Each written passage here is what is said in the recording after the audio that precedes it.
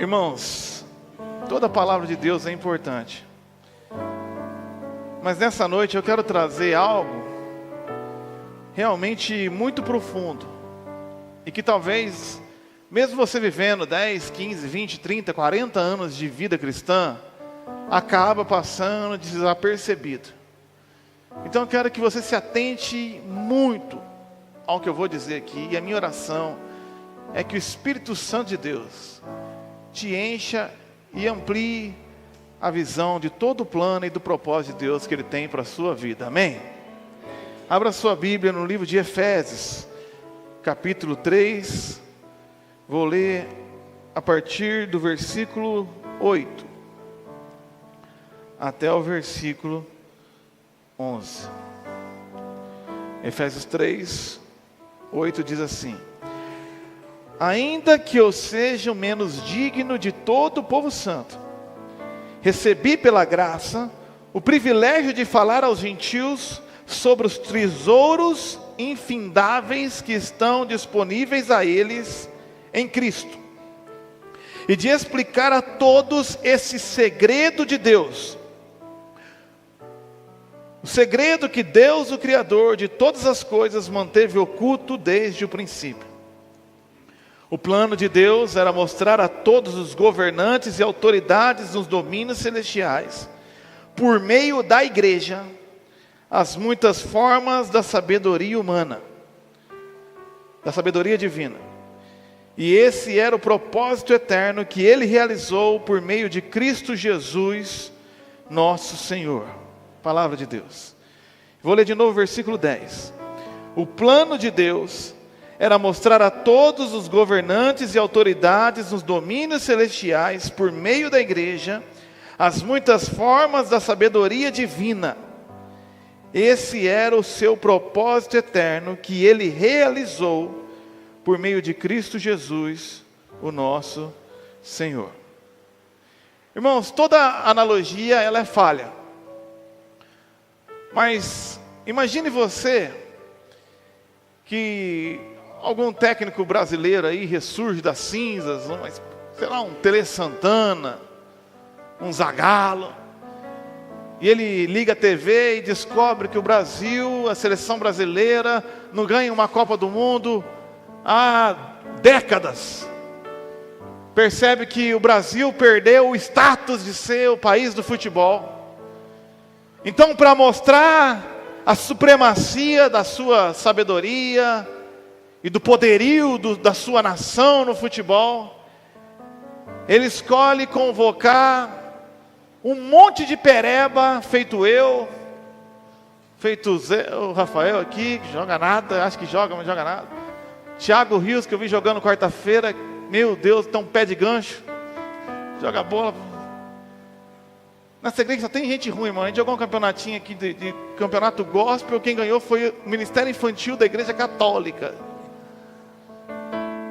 O goleiro dele tinha 8 anos de idade. Foi um vexame. Mas imagina que Deus pegasse, esse técnico pegasse esses caras ruins aqui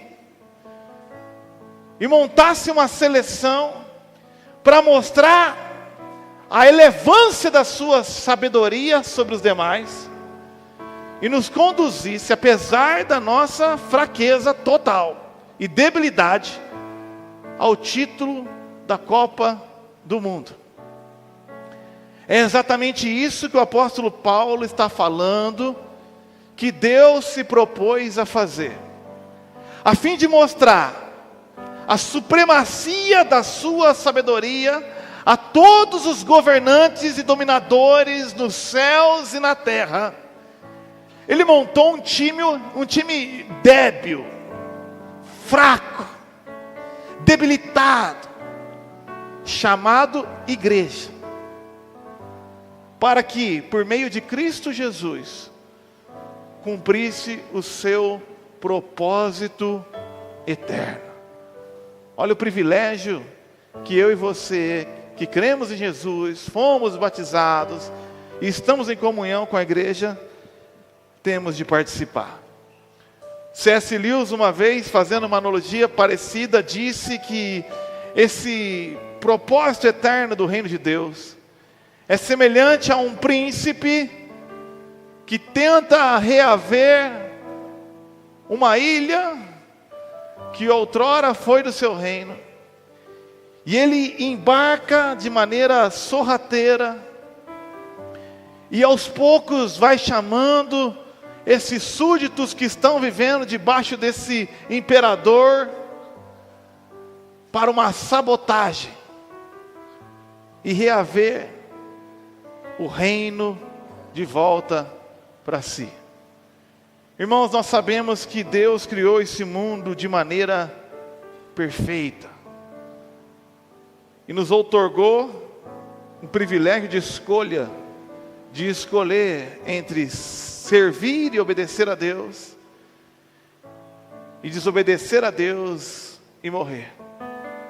Infelizmente, Adão e Eva não prisou pela obediência à palavra de Deus, preferiu ouvir a sugestão de Satanás.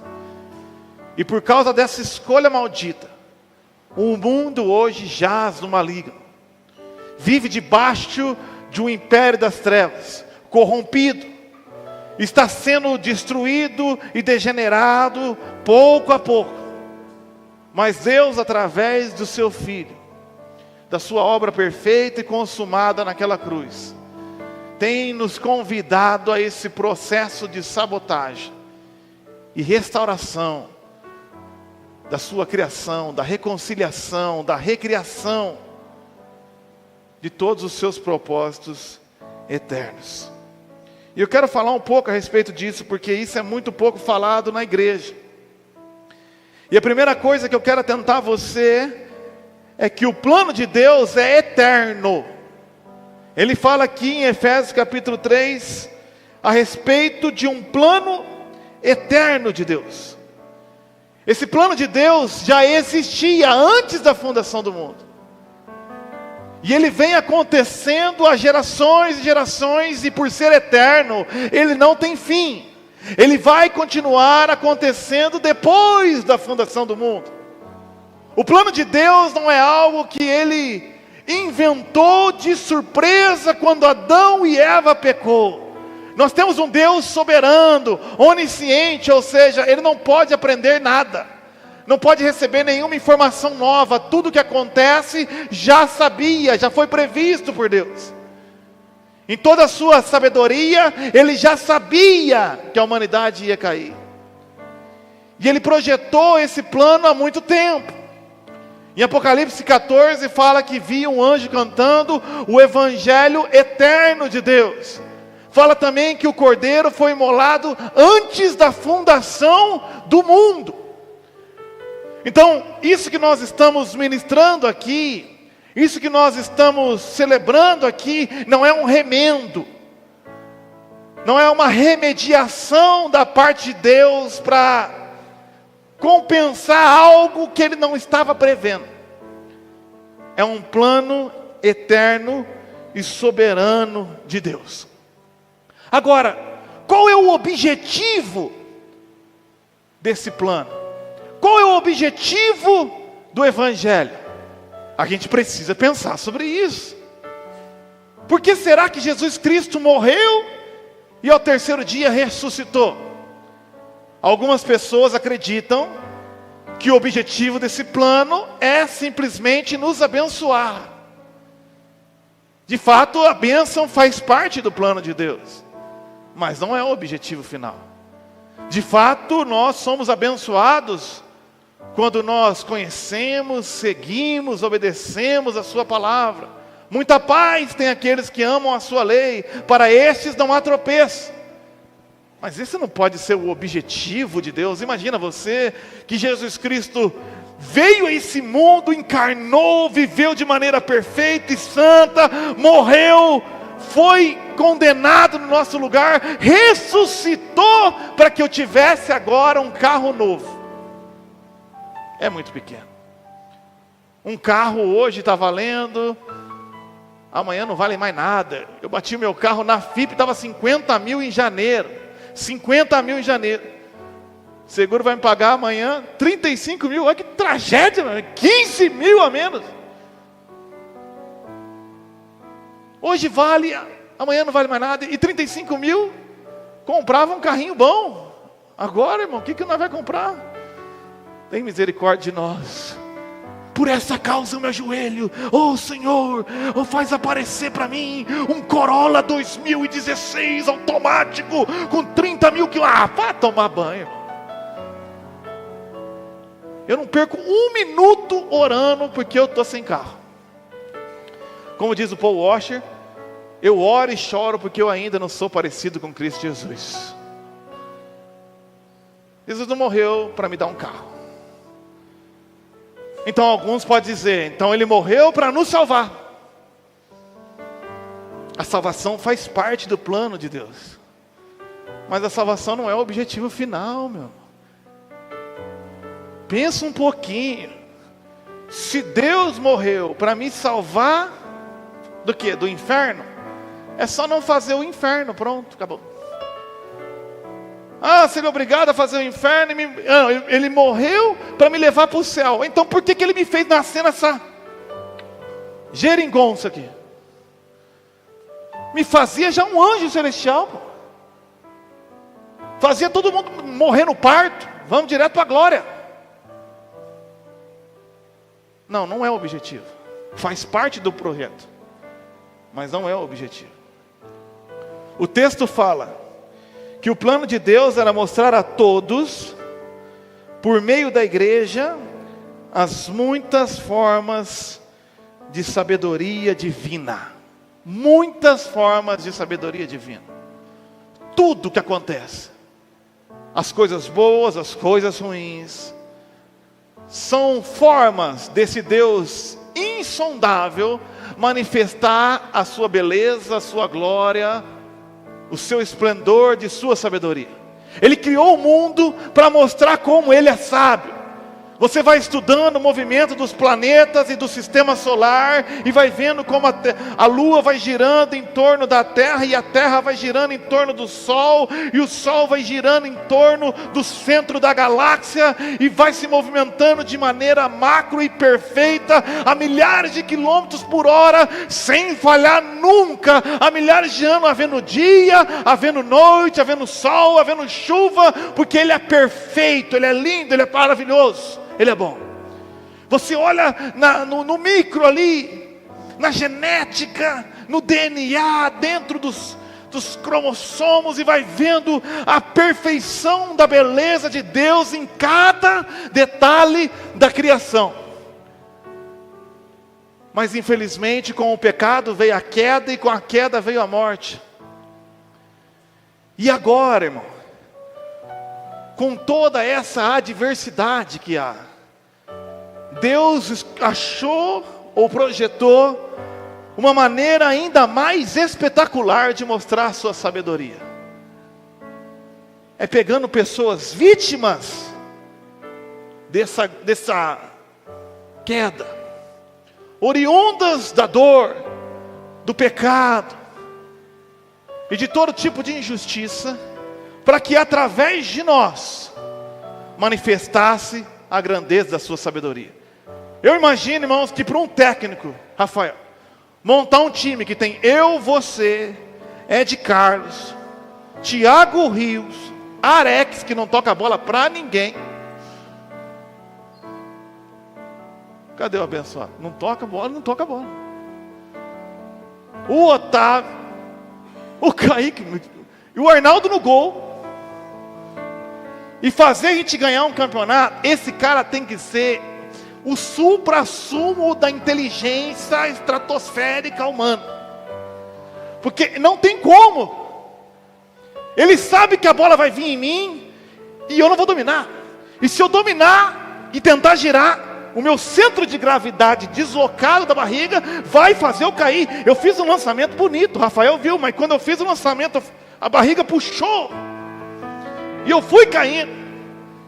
E a gente chuta errado, domina errado, corre errado, toca para o lado errado.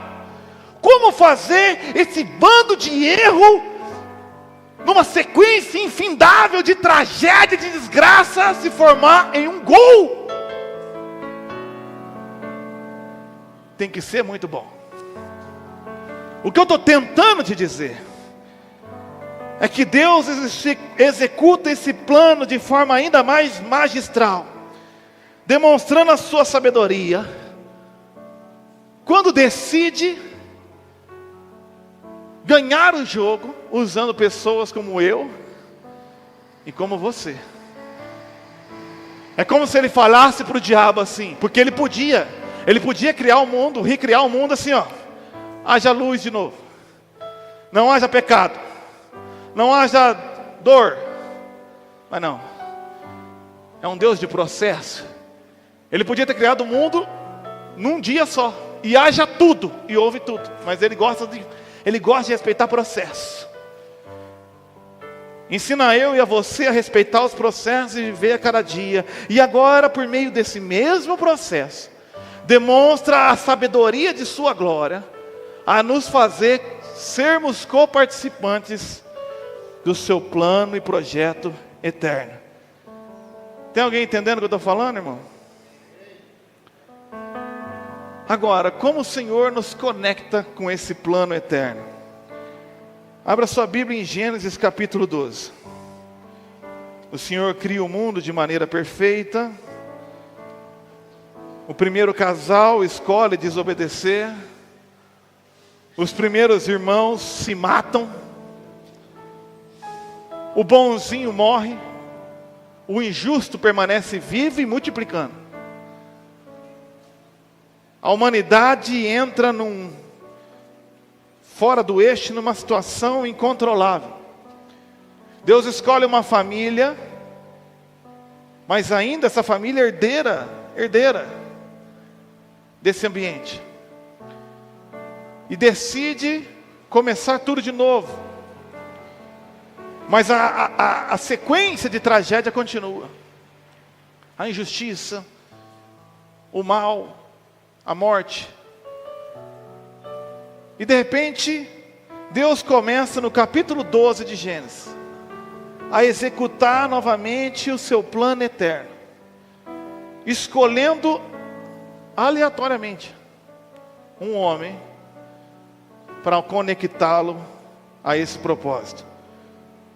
Gênesis 12, 1 diz assim: o Senhor tinha dito a Abrão: deixe sua terra natal, seus parentes, a família de seu pai, e vai à terra que eu lhe mostrarei. Farei de você uma grande nação, o abençoarei, o tornarei famoso, e você será uma bênção para outros. Abençoarei os que o abençoarem, amaldiçoarei os que o amaldiçoarem, e por meio de você, todas as famílias da terra serão abençoadas. Olha que coisa espetacular.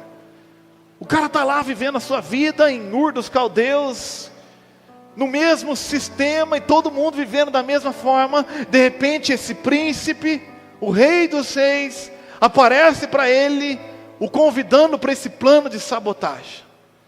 Nós vamos reconstruir tudo, por meio de você, por meio do que eu vou te ensinar e fazer através de você.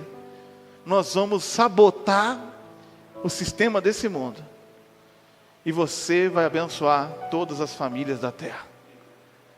Agora, como Abraão participou, olha no livro, capítulo 15, Gênesis 15, 1. Algum tempo depois, o Senhor falou a Abrão em uma visão. Ele disse: não tenha medo, Abrão, pois eu serei seu escudo e sua recompensa será muito grande. Abrão, porém, respondeu: ó Senhor soberano, de que me adiantam todas as bênçãos se eu nem mesmo tenho um filho? Uma vez que não me deste filhos, Eliezer de Damasco, servo de minha casa, herdará toda a minha riqueza. Não me deste nenhum descendente próprio, e por isso um dos meus servos será meu herdeiro. O Senhor lhe disse: não será esse o seu herdeiro, você terá seu próprio filho, e ele será seu herdeiro. E em seguida levou Abraão para fora e lhe disse: olhe para o céu e conte as estrelas, se for capaz, pois este é o número de descendentes que você terá. E olha o versículo 6. E Abraão creu no Senhor, e assim foi considerado justo. Deus tirou esse cara do Ur dos Caldeus e falou assim: Abraão, eu vou te abençoar muito. Quem te abençoar também vai ser abençoado. Quem te amaldiçoar vai ser amaldiçoado. Mas eu tenho um propósito para você, que se você conseguir contar o número de estrelas que você vê no céu hoje, talvez você vai saber o número de pessoas que vão ser abençoadas através da sua vida, nesse plano eterno que eu tenho para você. E como ele foi conectado com esse propósito? Ele era um homem sábio, capacitado, milionário? Não. O texto diz que Abraão creu. E é apenas por meio da fé que eu e você somos conectados a esse plano. O que eu quero tentar dizer para você nessa noite é que quando você creu em Jesus e foi batizado, Jesus não estava apenas te chamando para te dar uma família melhor, para te dar um carro melhor, que hoje você tem, amanhã ele bate, para te dar uma casa que vem um vento e leva. Ou não te chamou apenas para depois ser levado, para ficar flutuando nas nuvens celestiais, igual naquela novela da Globo. Não, Deus tem um propósito que você nem sequer pode imaginar, que não vai acabar no fim do mundo, vai apenas começar, que vai impactar um número tal de pessoas que você não pode nem sequer imaginar, se você tão somente crê no Senhor Jesus. Creia no Senhor Jesus. Uma vez um pastor na Inglaterra, na verdade era nos Estados Unidos, muito indignado, 30 anos pregando o evangelho, nenhuma alma se converteu. E ele ficou pregando, e ele desistiu. E na última ministração, fez o apelo, lamentando o fracasso do seu projeto. E veio um homem parecendo um bêbado na frente, se ajoelhou e se converteu. E esse pastor falou assim: depois de 30 anos de ministério, a única pessoa que se converte é esse moribundo. Acontece que esse moribundo se transformou num dos maiores evangelistas de todos os tempos. E esse moribundo falou perto da sua morte que não via a hora de chegar no céu e apresentar ao seu Senhor, ao seu pastor, a multidões de pessoas que foram impactadas através da vida dele. Mas não foi só esse pastor, foi a mãe dele que ensinou, foi o vizinho dele que impressionou, foram as pessoas que leram o livro. Existe uma multidão. Lembra antigamente no Orkut que você fazia, Orkut é dos velhos, né? Você tinha 100 amigos e falava assim: você tem 100 amigos e está conectado a 7 milhões de pessoas. Nós não conseguimos nem sequer imaginar a grandeza do plano de Deus através de cada ação que você participa pela fé em Cristo Jesus. É algo que você não consegue conceber nem contemplar. Mas se você crê, Deus já tem trabalhado através da sua vida em cada momento da sua existência. Agora, como Ele nos dirige, como Ele nos conduz nesse processo para sermos participantes do seu plano eterno? Eu quero falar com você, por exemplo, de José. Abraão tinha uma promessa: Abraão, através de você eu vou abençoar todas as nações da terra. Abraão creu, e por isso foi considerado justo, porque se não fosse pela fé, não dava para considerar Abraão justo não, irmão. Foi pego numa terra lá, deu um migué sobre a mulher, é minha irmã, depois fez de novo, aí teve um filho. Nem vamos falar da circunstância desse filho, porque até mesmo por ter crido e teve um momento que duvidou. Ter dúvida não significa necessariamente que você não tenha fé. Duvidou. Tem momentos de baixa na nossa vida. A mulher dele sugestionou: ó, faz o seguinte, nós temos mais de 90 anos, se deita com aquela concubina e vamos dar uma força para Deus aí, vamos dar uma mãozinha para Jesus. Gerou Ismael. Uma dor de cabeça que trouxe para ele enorme, que trouxe problema dentro da sua casa, dentro da sua filha. Depois nasceu pela graça Isaac, mas o problema já estava ali. Isaac gerou depois Jacó. Não tem nem o que falar de Jacó. Jacó era um lixo, enganador. E a mãe dele, pior ainda, combinou para mentir, enganar um pai cego, para ganhar a bênção de Deus. Mentiroso, safado, sem vergonha, enganador, Jacó. Depois teve encontro com Deus, mas continuou Miguel. E obviamente teve ali seus filhos, e dirigiu a sua família de maneira totalmente desordenada. Tinha um filho preferido, chamado José. Você que é pai, não faça isso. Mas sabe o que é interessante? Que apesar de tudo isso, Deus estava governando o seu plano. E no capítulo 39 fala que esse filho preferido, de repente tem um sonho. Um sonho. E esse menino mimado, sem noção, tem um sonho que os seus irmãos vão se prostrar diante dele. E ele não perde tempo, Danilo. Ele espera a janta e fala: eu tive um sonho. E no meu sonho vocês tudo vão se dobrar diante de mim. Ninguém gosta disso, cara.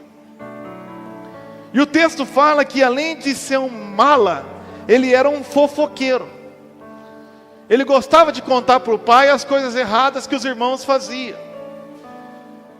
Então certa vez os irmãos saíram para trabalhar e o mimadinho, o vagabundo José ficou em casa. E o pai fala para ele: filho, vai lá, mete os olhos lá, vê que aqueles teus irmãos estão fazendo e conta para mim. E essa família disfuncional, vendo o traíra do José chegando, calculou: eu vou matar esse desgraçado, vamos matar esse infeliz? Chega, cansamos.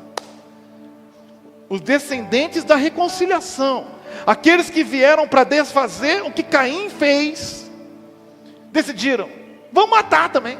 Inveja dos irmãos de Caim, está aqui na família de Jacó. Vamos matar. Sugestão de desobediência da esposa de Eva para Adão, teve com a mulher de Abraão. Inveja dos irmãos, está aqui também. Pegaram José, jogaram na cova. E eu gosto dessa passagem porque tem uns detalhes.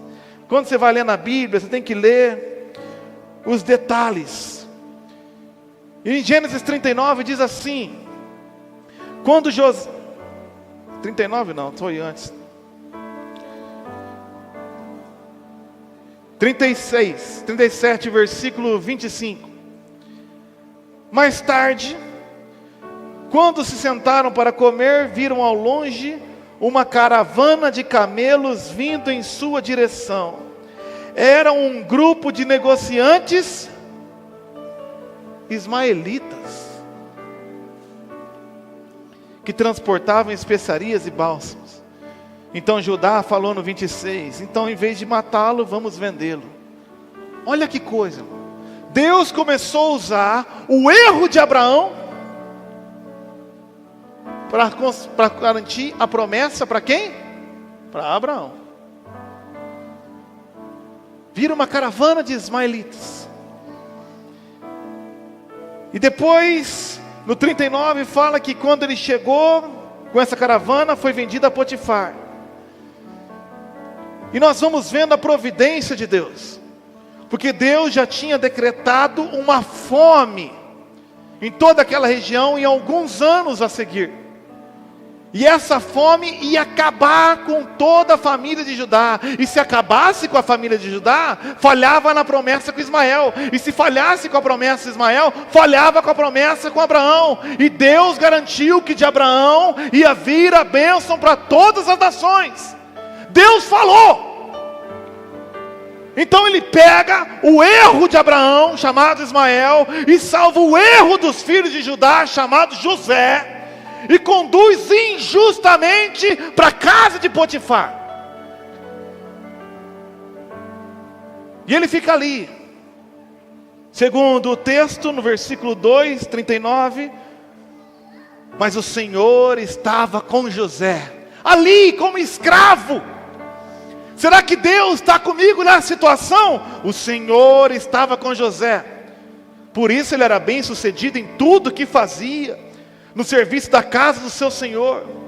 Então Potifar percebeu que o Senhor estava com José, ele dava sucesso em tudo que fazia, e satisfeito com isso, nomeou José seu assistente pessoal, e o encarregou de toda a sua casa, de todos os seus bens. No meio da injustiça, Deus estava com José. Por quê? Porque estava executando o seu plano eterno. Mas José era um cara bonito. A mulher de Potifar, vendo toda aquela beleza, aquela sabedoria, se interessou. Chamava ele para dormir toda noite. Vem ter comigo aqui. Vem ficar comigo. Mas José era fiel.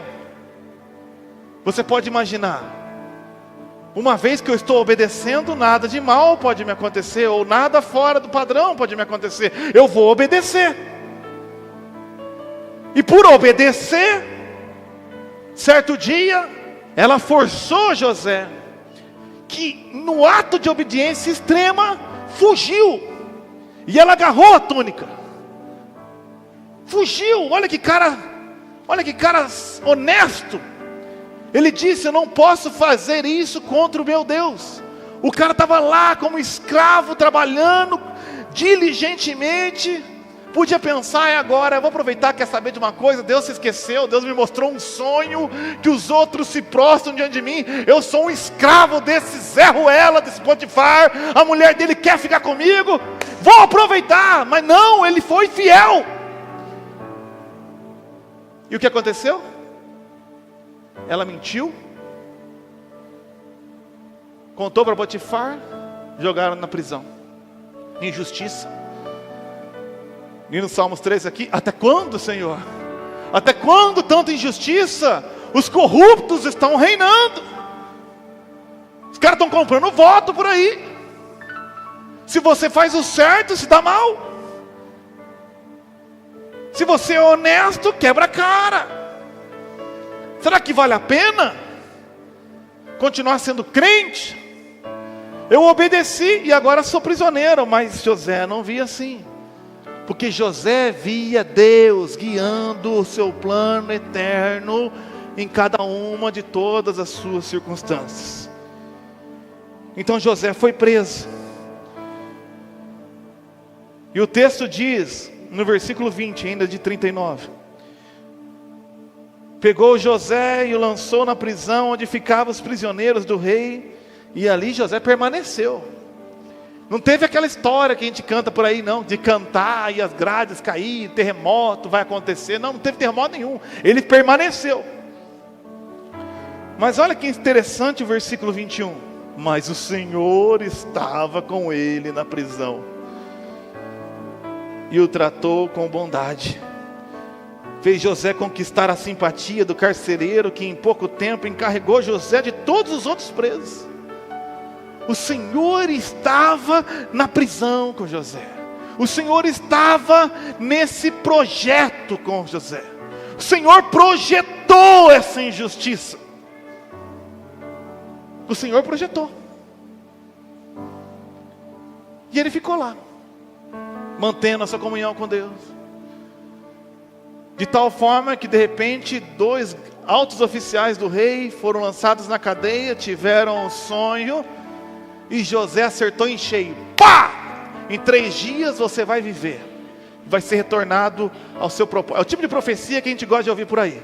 Em 3 dias Deus vai te levantar, pega a chave do teu carro. Glória a Deus.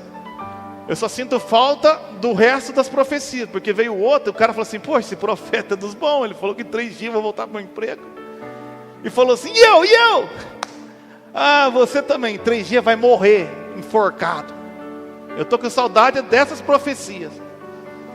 Sabe essa revelação? Eis que sou o Senhor, você é uma praga, mentiroso. Eis que tem um projeto pífio para a sua vida, é sempre uma obra grande. Porque você é um traste. Não tem. Mas José tinha, ele não estava nem aí. Você vai prosperar, você vai se dar mal. E só falou para o cara que não ia morrer, porque para o outro não adiantava. Você vai para o saco mesmo. Mas você que vai voltar, não esquece de mim. Mas o texto diz que ele se esqueceu. Mas o Senhor estava com José em tudo o que fazia. O Senhor estava com José quando foi vendido como escravo. O Senhor estava com José quando foi lançado injustamente na prisão. O Senhor estava com José quando ele foi esquecido. Porque Deus estava cumprindo um plano na vida dele.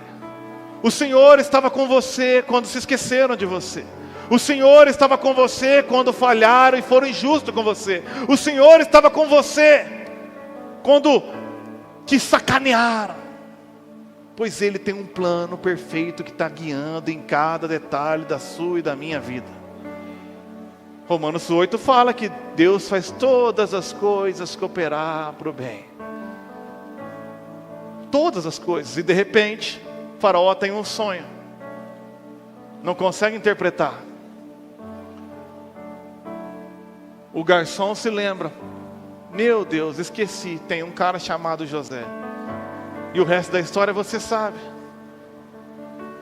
Acordou na cadeia, dormiu no palácio. Agora o engraçado é a frase que o faraó disse para ele. Olha o que ele diz em Gênesis 41, versículo 37. O faraó e seus oficiais gostaram das sugestões de José. Por isso o faraó perguntou aos oficiais: será que encontraremos alguém como este homem? Sem dúvida, não há nele o Espírito de Deus. Então o faraó disse a José: uma vez que Deus lhe revelou o significado dos sonhos, é evidente que não há ninguém tão inteligente ou sábio como você. Ficará encarregado da minha corte. Mas aonde José aprendeu? Ele aprendeu sendo paparicado pelo pai? Talvez aprendeu ali, leu uma coisa. Mas onde ele aprendeu a se encarregar sobre administração pública? Na casa de Potifar. Onde ele aprendeu a controlar as pessoas e liderar pessoas? Na cadeia. Onde ele poderia ter audiência com o faraó se ele não tivesse sido vendido pelos irmãos? Então ele tem uma estratégia divina, e através dessa estratégia divina, ele salva todos os seus irmãos da fome, e resgata toda a família. E a gente vê agora os filhos de Judá sendo abençoados pela maior desgraça que eles mesmos fizeram. Porque se eles não tivessem mentido e roubado e feito tudo aquilo, José não teria salvado. Vocês estão conseguindo entender? O plano, olha o plano. Então vem Jacó, vem com a sua família, eles vivem aquele tempo. E obviamente chega no momento em que Jacó morre. Capítulo 50.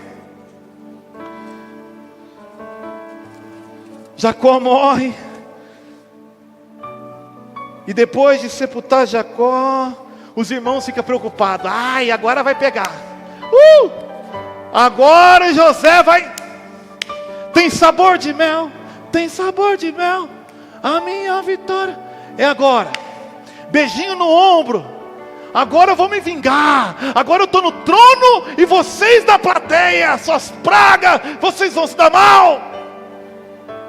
E eles são tão mentirosos que eles falam assim: José, papai falou para você perdoar a gente. Jacó não falou nada.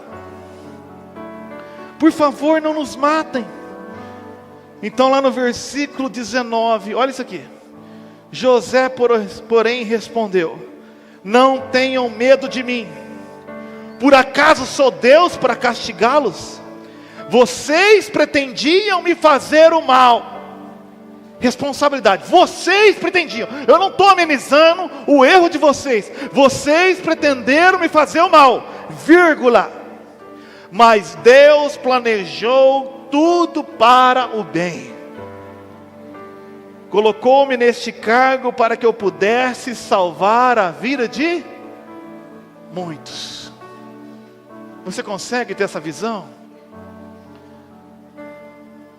Porque você não foi chamado só para vir na igreja. Deus te chamou para nos guiar, irmão, de um jeito tão espetacular que quando a gente acerta, Deus nos abençoa e cumpre o seu plano. Quando a gente erra, Deus nos corrige e cumpre o seu plano. Quando eu faço tudo certo, às vezes me vai bem, às vezes me vai mal. E Deus cumpre o seu plano. E quando eu faço tudo errado, às vezes dá errado, às vezes dá certo, ninguém percebe. E Deus cumpre o seu plano. E eu e você fomos chamados para algo maior, irmão. Nós somos chamados para sabotar esse sistema que domina a cidade de Bela Vista do Paraíso. E através da vida de Cristo em nós, manifestar a glória e a sabedoria de Deus. Mas talvez você me diz: mas eu não tenho conhecimento, eu não sou formado, eu não sei falar. Você não entendeu ainda? Então, para acabar, eu vou usar o livro de Êxodo. Porque o texto diz que eles ficaram ali, e como Deus havia profetizado para Abraão, falou: eles vão servir como escravo por 400 anos. Veio um faraó que não sabia de nada, esqueceu do povo hebreu, viu que ele estava crescendo, ficaram com inveja. E agora Deus vai usar a inveja dos outros. E na inveja do faraó, começou a perseguir o povo hebreu. A inveja chegou num ponto que o faraó decidiu matar todos os meninos que nasciam. Falou para as parteiras: se nascer menino, mata. Se nascer menina, deixa crescer. As parteiras desobedeceram. Mas Deus abençoou as parteiras. E o faraó decidiu: se vê um menino correndo na rua aí, joga no rio. De repente a mãe de Moisés engravida dele. E ela fica sabendo, e olha como Deus mostra de novo a sua sabedoria tática. Deus decide que vai criar esse menino hebreu debaixo da fuça do faraó. O faraó mandou matar os meninos, então faz o seguinte: botou esse menino frágil na beira do rio, na frente de onde a filha do faraó tomava banho. A irmã de Moisés ficou olhando. Nós não ia só criar o menino, mas ia criar debaixo da fuça do faraó e com o salário do bolso do faraó. Porque de repente a mulher viu: ai, que menino lindo, saiu da água, chama Moisés. Aí aparece a menina, a irmã: oh, quer que alguém crie dele? Ah, você pode criar? Posso. Então cuida dele e eu pago. Faraó queria matar o projeto de Deus. Deus fez Faraó bancar o projeto de Deus. Vocês estão entendendo? E ele foi sendo criado pelo próprio pai, pela própria mãe, bancada pela porcaria do Faraó. Quando cresceu, foi guiado ao palácio para quê? Aprender a liderar pessoas, aprender a escrever, porque Deus tinha um plano, precisava que ele escrevesse um livro. Aprender a construir, mover milhares de pessoas. Ó, o que será que Deus tem nessa história? E de repente vem uma dor no coração de Moisés, e ele comete um erro. Ele vê os egípcios, um egípcio maltratando o seu povo, vai lá e mata o cara. E percebe que está todo mundo sabendo e foge. Foge para o deserto. E fica aquela mácula. Meu Deus, olha o que eu fiz. O meu povo está sendo escravizado e eu fui um assassino. E começa a governar, na verdade, a liderar ovelhas do sogro. 40 anos no deserto, 40 anos ralando. Vamos lá, ovelhinha. Vai lá, come aí. Vamos lá, pô, deserto. Tipo isso aqui um pouco melhor. Porque do jeito que está em Bela Vista, aqui é um inferno. Isso aqui é um inferno com mosquito, está insuportável. E lá, 40 anos. Aí um senhor, no auge dos seus 80 anos de idade, está pastoreando. De repente vê uma fogueira ali e ela não apaga. Foi um negócio esquisito. Chega na fogueira, Deus, tira as sandálias dos pés, que eu tenho um projeto para a tua vida. Mas o projeto já estava acontecendo. O projeto, vamos falar nos dias de hoje? Zé Carlos, eu tenho um projeto para você. Eu quero que você vá lá nos Estados Unidos e desanexa o estado do Texas, do Joe Biden. Muito progressista, os texanos estão achando ruim. Como é que eu vou enfrentar o maior império do mundo? O que você tem na mão? Eu tenho um pedaço de pau. Ah, tá bom. Tá bom. Porque não importa o que você tem na mão. Se tem uma metralhadora, se você tem um celular. O que eu estou tentando te dizer é que a tua história de vida já te capacitou para executar o projeto de Deus. O projeto de vida de Moisés já aconteceu. Porque no projeto de Deus precisava de um hebreu que falasse com o faraó. Alguém aqui consegue falar com o Lula amanhã? Erga a mão quem sabe falar com o Lula, tenha moral. WhatsApp dele. Quero falar umas coisas para o Lula. Alguém tem o WhatsApp dele? Você conhece alguém que conhece, que pode ligar, que vai abrir, que a Janja vai deixar você falar com ela? Não, né? Mas e se você fosse criado com ele? Porque Moisés foi. Oh, chama o faraó aí. Quem é? Eu sou Moisés, caramba. Vou jogar a bola com ele lá, pô. Chama lá, pô. Pô, Moisés, tá perdido aqui. Eu vou liberar a galera aqui. Que galera? Essas 3,5 milhões de pessoas que você está escravizando e usufruindo do trabalho deles para prosperar e construir. Acabou, já deu. O impossível Deus faz, irmãos. Ele pega um pedaço de pau, joga no chão, vira uma cobra, pega, bate na... Isso aí Deus faz. Mas Moisés só conseguiu falar com o faraó porque ele viveu isso. Milagre aqui, milagre ali, milagre lá, milagre aqui. Agora nós temos 3 milhões de pessoas para conduzir no deserto. Quem é o único hebreu que conhece o deserto com uma palma da mão, Edgar? Quem ficou 40 anos guiando ovelha lá? Ovelha. Quem que teve treinamento militar? Treinamento de governo? Só tem um cara, chama Moisés. E Deus usa esse homem simples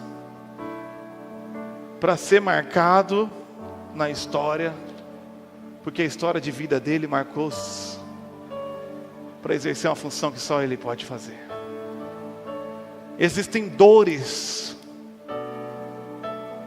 que cravaram o seu coração. Existem erros que te incomodam até hoje. Eu quero te dizer, se você estiver unido em Cristo pela fé, esta foi a maneira de Deus de te usar para um projeto de boicote a Satanás, glorificação ao nome de Deus, e mostrar para todo mundo que Ele é bom e Ele é sábio, usando a tua vida. Então, para concluir, o técnico Tite tinha um segredo, Rafael. Ele convocou 10 pereba, mas ele tinha um camisa 10. Camisa 10 chama Jesus. É um jogo coletivo. Você sabe que o Neymar não tem como ganhar a Copa sozinho. Por quê? Por que, João Emanuel, que o Neymar não pode ganhar a Copa sozinho? Porque a porcaria do Fred vai lá na frente, faltando 1 minuto para acabar o jogo, faz aquela tranqueira e a gente perdeu a Copa. Mas Jesus não é Neymar, irmão. Jesus é Deus. Então Deus faz igual ele estava fazendo. Esconde o seu projeto de maneira frágil, debaixo da fuça de Satanás. Satanás fica doido, começa a matar as crianças, igual o Faraó começou a fazer. E coloca esse menino, esse ser divino encarnado, aos cuidados de uma menina virgem de 13 anos de idade. É como se Deus quisesse rir da cara do capeta. Eu vou me encarnar num bebê que vai ser cuidado debaixo da fuça do Império Romano, na mão de uma menina de 13 anos, para mostrar a sabedoria do meu poder. E ele fica escondidinho por 30 anos. E depois de 30 anos, sem faculdade, marceneiro, uma voz do céu se abre e fala: "Oh! Esse é o meu filho amado, ó. Seus tontos, 30 anos procurando, está aqui, ó. Esse aqui, ó, de Nazaré, esse cabeludo aqui. Vai lá, capeta, tenta a sorte." E o diabo fala: achamos o desgraçado, vamos matar. E ele começa o seu projeto de boicote. Vai lá. Do pecado veio a morte, está ressuscitado. Do pecado veio a doença, está curado. Do pecado veio a culpa, está perdoado. E vai lá. Aí, capeta, olha nós aqui. O que não pode fazer? Curar no sábado. Jesus dormia de segunda a sexta. Parece que não faz nada de segunda a sexta. Chegava no sábado, está curado. Está curado. Vamos montar um time aqui. Chama os mais burros que tinha: Pedro, Tiago, João, um bando de inútil. Vamos mostrar quem te manja. Mateus, chama até Judas. Eu vou dar uma colher de chá para você, capeta. Vou chamar um traíra do Judas. E vai lá, 12 imbecil andando, sem celular, e boicotando o capeta. E o capeta começa a pensar: meu Deus, esse negócio crescer vai dar errado. E multidão seguindo. E ele multiplicava pão, multiplicava peixe. E ele lá, vai capeta. Então o capeta consegue. Pegou e começou a babar. Pegamos a praga. Tortura ele. E o pessoal assistindo: meu Deus, o que está acontecendo? Que injustiça. Pegaram Jesus de noite, julgaram injustamente. Meu Deus, será que Deus está nisso? Caramba, estava dando tão certo, estava bombando. A gente ia dominar e acabar com o Império Romano. Meu Deus, até quando? E Jesus está lá assim, ó. Deixa quieto. E o capeta: vamos matar. E tortura, pá. E prega na cruz. E mata. Eu gosto daquele filme da Paixão de Cristo, porque o capeta está rindo enquanto está vendo Jesus apanhando. Mas quando Jesus morre, aparece ele gritando. Porque quando Jesus morre, um pouquinho antes, ele grita assim: está consumado. Ô tonto, o projeto era esse. Você me matou. Mas agora, porque você me matou, eu estou salvando uma multidão. E o capeta estava lá no inferno comemorando. E quando ele achou que era a maior vitória da história da humanidade, ele teve a única e definitiva derrota. Acordou aquele dia rindo e dormiu sem a chave da casa. E ele ressuscitou. Que golpe! O capeta é muito burro. Ele está com raiva e diz: você é burro! Deus usou Deus usou Satanás para cumprir o seu propósito eterno.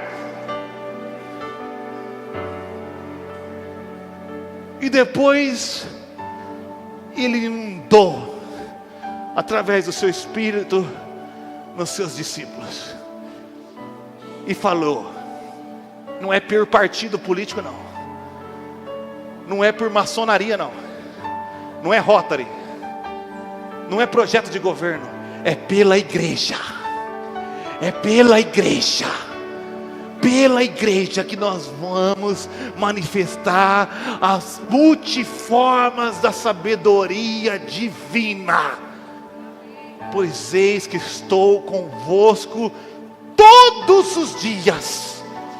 E todo dia os principados e potestades celestiais acordam e são obrigados a assistir à plenitude da glória de Deus, ao ver o Senhor usar um lixo como eu, e um igualzinho você. E ele fala: por que eu fui matar Jesus? Largava aquela praga viva. Matei um como uma semente, agora cresceu milhões. Jesus ali, Jesus ali, Jesus ali, Jesus ali. Jesus em Bela Vista, Jesus em Londrina. Jesus só estava em Nazaré, irmão. Agora Jesus está aqui, ó. E Ele não para de multiplicar. Virou uma praga. A gente é uma praga. E quanto mais chove, mais cresce. Quanto mais arranca do mato, mais cresce em outro lugar. Ele divide a igreja, ela multiplica. Ele cria problema e chama atenção, porque Deus é poderoso para fazer infinitamente mais além, segundo o seu poder que opera em nós. E assim nós glorificamos a Deus no seu plano eterno. Irmãos, é isso que eu quero comemorar com vocês nessa noite. Coloque-se de pé. Feche seus olhos. Vou chamar aqui o Milton para servir a ceia.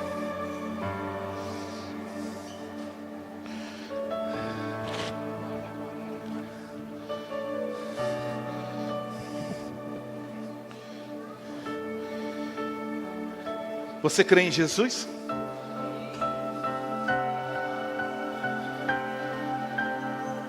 Deus morreu por você. Tu serás uma bênção. Abençoarei os que te abençoarem, amaldiçoarei os que te abençoarem. Mas através de você, muitas outras famílias nessa cidade, em outras cidades, glorificará o nome do Senhor Jesus. Você crê em Jesus? Então você vai ser salvo do inferno, da condenação eterna. Mas Deus tem algo melhor para fazer na tua vida. Deus me chamou aqui nessa noite para falar para você que não é desde quando você nasceu não, é desde o ventre da sua mãe. Eu te conheci e te separei para ser uma bênção. Você diz: eu escolhi a Deus. Não. O Senhor diz: fui eu que escolhi você. Você me ama porque eu te amei primeiro. E eu tenho sido Deus da porcaria do Abraão, do Isaac e do mentiroso de Jacó. E por isso eu sou o teu Deus. E o plano que eu comecei, eu vou concretizar. Não importa. Não importa o que você pensa. Não importa o que o diabo faça. Ele é um cachorro na mão de Deus. Deus usa os teus acertos. Deus usa os teus erros. Deus abençoa os teus acertos e corrige os seus erros. Não vou mentir não. Mas nada em toda a criação pode atrapalhar os planos de Deus. Os homens fazem seus planos, mas Deus ri. Deus ri, porque na sua sabedoria Ele governa tudo e todos. E se Ele planejou, já aconteceu. Eu não estou aqui te chamando para participar. Você já está participando sem perceber. Eu estou te chamando para desfrutar da vontade boa, perfeita, agradável de Deus. Eu estou te chamando para se livrar das culpas e preocupações, tendo a certeza de que quando o teu carro é novinho, ou quando batem no teu carro, quando você foi promovido, ou você foi despedido, quando o teu relacionamento deu certo, e quando fracassou, quando você foi promovido e despedido, Deus estava lá com você. Talvez você ainda não entendeu o porquê, mas um dia, esse dia vai chegar. E Apocalipse capítulo 5 fala que tem um livro fechado. Está fechado porque foi escrito antes da fundação do mundo. E nesse livro fechado, apenas o cordeiro que foi imolado pode abrir. E a hora que ele abrir, e você vai ficar vendo, meu Deus, por isso eu nasci no Rio de Janeiro. Meu Deus, por isso fizeram aquilo comigo na escola. Meu Deus, por isso minha mãe fez isso. Glórias ao Cordeiro. Glórias ao Cordeiro. E nós vamos começar a desvendar na eternidade da sabedoria de Deus, em cada detalhe nosso. E não vai sobrar nada, a não ser glorificar a Deus. Então uma multidão de todas as tribos, povos, línguas e nações, todos os seres celestiais, se prostrarão e declararão que Jesus é o Senhor. E nós, os seus eleitos, aqueles que creram nele, passaremos a eternidade entendendo e contemplando da plenitude de Deus, e dizendo: a Ele a glória, a Ele a honra. Olha essa palavra que você não percebeu: a Ele o domínio, pelos séculos dos séculos. Ele sempre dominou. Ele não está disputando com o capeta. Ele chamou eu e você, um bando de pereba espiritual, para disputar com o capeta. E nós vamos ganhar, porque o ator principal habita no meu e no teu coração. O ator principal é Jesus. Ele fez 99 mil gols lá e só chamou eu para entrar em campo aos 48 do segundo tempo e ganhar a medalha. Glória seja dada a ti, Senhor Jesus, pela tua obra perfeita e consumada naquela cruz. Que o Senhor seja glorificado diante de todos os dominadores dos céus e na terra, hoje e para sempre, pois o teu plano é eterno, o teu plano é perfeito, é justo e bom. Mas eu te agradeço por chamar um pobre cego e nu como eu para participar das suas tribulações e um dia ser co-participante da sua glória. Quão insondáveis a sua riqueza de sabedoria, quão insondável é o poder de Deus. Por isso nós te adoramos, porque dele e por ele, para ele são todas as coisas. Nós estamos aqui por causa dele, nós estaremos aqui por causa dele. Eu casei por ele, eu tive filhos por ele, eu trabalho por ele, eu acordo por ele, eu durmo por ele, para o seu plano eterno.